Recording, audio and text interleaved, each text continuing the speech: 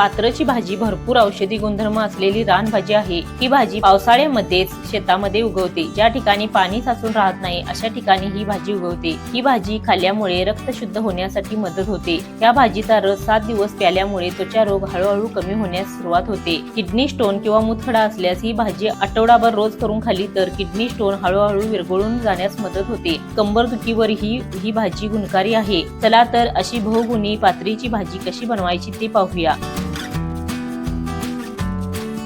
आज आपण पात्रची रानभाजी बनवणार आहोत। ही पावसाळ्यामध्ये रानावनामध्ये अशी डोंगराळ भागामध्ये ही उगवते।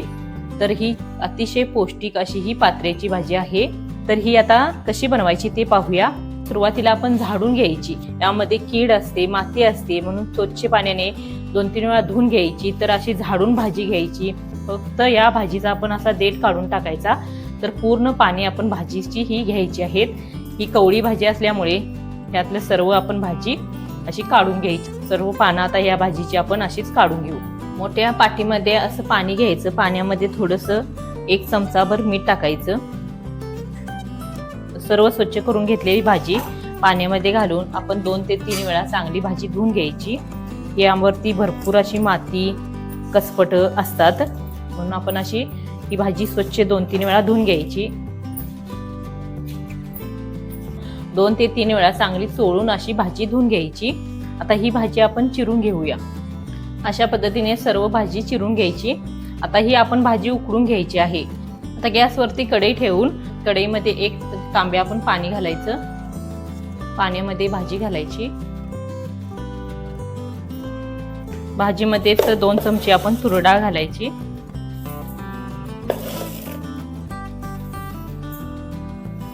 भाजीमध्ये असं तूर डाळ मिक्स करून एक 10 ते 15 मिनिटं आपण यावरती झाकण ठेवून आपण चांगली भाजी उकळून घ्यायची।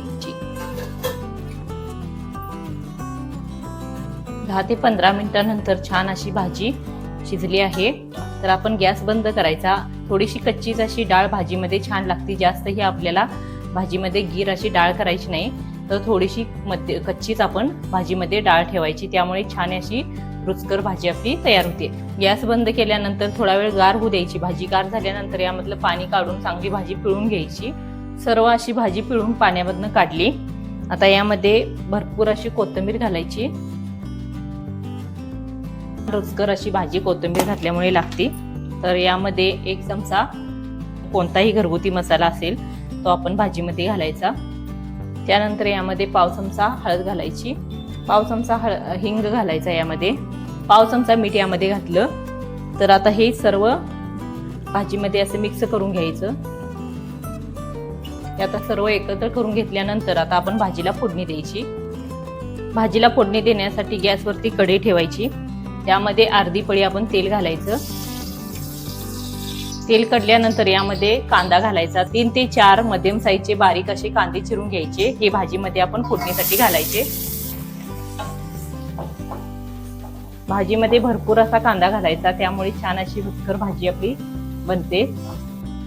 कांदा थोडासा सोनेरी झाला की यामध्ये आपण लसूण घालायचा। तर 5 ते 6 पाकळ्या आपण लसणाच्या ठेचून यामध्ये घालायच्या। 1-2 मिनिटं लसूण भाजल्यानंतर यामध्ये आपण आता भाजी घालायची।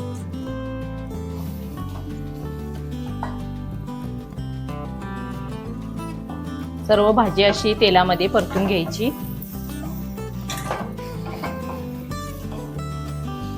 सर्व भाजी एकत्र अशी मिक्स केल्यानंतर त्यावरती झाकण झाकून आपण 2 मिनिटं चांगली भाजीला वाफ द्यायची।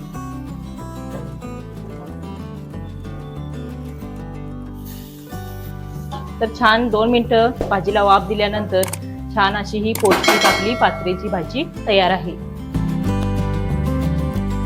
तुम्ही भरपूर औषधी गुणधर्म असणारी पात्रीची भाजी नक्की बनवा। व्हिडिओ आवडल्यास चॅनेलला सबस्क्राइब करा, कमेंट करा। धन्यवाद।